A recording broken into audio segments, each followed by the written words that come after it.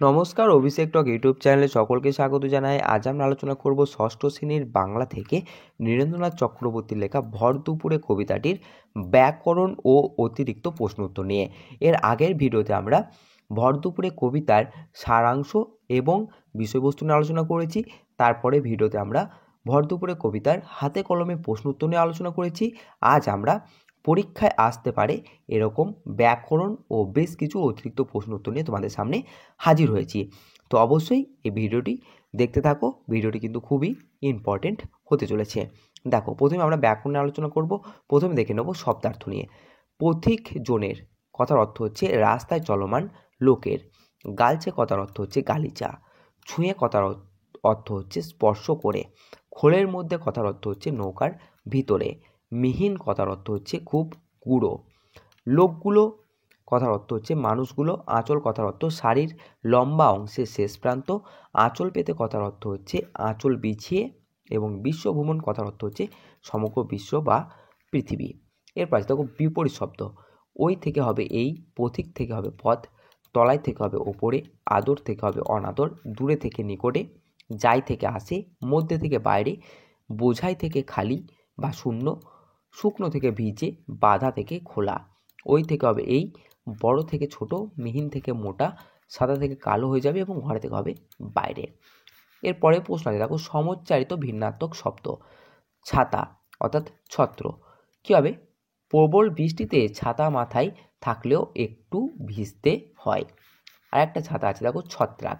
আগে মাঠে ঘাটে অনেক ব্যাঙের ছাতা দেখা যেত। এরপর আছে পদ পরিবর্তন। বড় থেকে হবে বড়ত্ব, সাদা থেকে সাদাটে, ঘর থেকে ঘরোয়া, লোক থেকে লৌকিক এবং মানুষ থেকে মনুষ্যত্ব। এরপর আছে দেখো অতিরিক্ত প্রশ্ন উত্তর। ঠিক আছে, প্রথমে আছে নৈর্ব্যক্তিক প্রশ্ন উত্তর। সঠিক উত্তরটি নির্বাচন করতে বলা হয়েছে। তো কী হবে? পথিক জনের কী হবে? পথিক জনের হয়ে যাবে ছাতা। এরপর আছে চড়ছে দূরে, কী হবে? গরু বাছুর। এরপর আছে ভর দুপুরে যে যার ঘরে। এরপর আছে বাতাস ওড়ায় মিহিন সাদা তুলো। মিহিন শব্দটি যে অর্থে ব্যবহার হয়েছে, অর্থাৎ এখানে কী হবে? ব্যবহার করা যায় না, সেটি হচ্ছে তোমার বৃক্ষ। ঠিক আছে, এরপর আছে শুধুই কি আর মানুষ ঘুমোয়। এরপর আছে আঁচল পেতে ঘুমায় বিশ্ব ভুবন। এরপর আছে এক কথায় উত্তর দাও। প্রথমে আছে কবি অসৎ গাছটাকে কি বলেছেন? উত্তর হবে পথিক জনের ছাতা বলেছেন। এরপর আদর করে কি পাতা অর্থাৎ বিছানো আছে? কি পাতা বিছানো আছে? ঘাসের গালচেখানি পাতা আছে। এরপরে প্রশ্ন অসৎ গাছটির তলায় কি পাতা? কেমন করে পাতা? অসৎ গাছের তলায় ঘাসের গালচে আদর করে পাতা আছে। নেক্সট প্রশ্ন ভর দুপুরে কবিতায় লোকগুলো কোথায় ঘুমোচ্ছে? উত্তর হবে লোকগুলো যে যার ঘরে ঘুমোচ্ছে।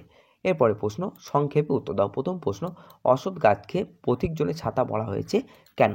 উত্তর হবে অসৎ গাছটি রোদের দুপুরে অসংখ্য ডালপালা এমনভাবে ছড়িয়ে দাঁড়িয়ে আছে যে মনে হচ্ছে সেটা একটা বিশাল ছাতা। মাথার উপর ছাতা দিয়ে যেমন পথিক রোদ থেকে নিজেকে রক্ষা করে, তেমনি ওই অসৎ গাছটিও পথিক জনের ছাতার মতো দাঁড়িয়ে আছে পথিকের শরীর মন কিছুক্ষণ জুড়োনোর জন্য। নেক্সট প্রশ্ন ওই বড় নৌকা সম্পর্কে কবি কি বলেছেন? উত্তর হবে নৌকাটি নদীর তীরে বাঁধা আছে। বড় নৌকা, তার খোলের মধ্যে আছে শুকনো খড়ের আঁটি বোঝাই করা, তবে নৌকাটি কার তা কবি জানেন না। নেক্সট প্রশ্ন আছে দেখো যে ভর দুপুরে কবিতার সঙ্গে তোমার দেখা কোনো একটি অলস দুপুরের একটি মিল ও একটি অমিলের কথা লেখো। উত্তর হবে গরমকালে এত বেশি রোদের তাপ বাড়ে যে দুপুরে সবাই ক্লান্ত হয়ে পড়ে, কাজকর্ম করতে পারে না, মানুষজন অলস হয়ে পড়ে, এটাই মিল। আবার চাষিদের কাছে উদ্বৃত্ত থাকা খড় ব্যবসায়ীদের কাছে তারা বিক্রি করে দেয়, এরা অলস প্রকৃতির। এই অলস দুপুরের একটা অমিলের কথায় কবি বলেছেন। এবার আজ দেখো দীর্ঘধর্মী প্রশ্নের উত্তর দাও। প্রথম প্রশ্ন বড় নৌকার খোলের মধ্যে খড়ের আঁটি বোঝাই করা কেন? উত্তর হবে আগেকার দিনে বেশিরভাগ গ্রামের বাড়িতে ছিল খড়ের ছাউনি। যারা বড় চাষি তাদের খড় বেশি হয়ে গেলে সেই উদ্বৃত্ত খড় ব্যবসায়ীর কাছে বিক্রি করে দেয়। এই খড় ব্যবসায়ী নদীপথে নৌকায় করে অন্য গ্রামে নিয়ে যায়। যেসব জায়গায় ধান গাছ কম জন্মেছে সেই সব জায়গায় মানুষের ঘর বাড়ির ছাউনির জন্য খড় পৌঁছে দেয়। তাছাড়া যেসব জায়গায় বেশি গরু আছে তাদের জন্য খড় পৌঁছে দেওয়া হয়। গরুর কাছে খড় একটি প্রিয় খাদ্য। এছাড়া অনেক লোক জ্বালানির কাজেও খড় ব্যবহার করে। গ্রামের মানুষের কাছে খড় একটি অতি প্রয়োজনীয় বস্তু।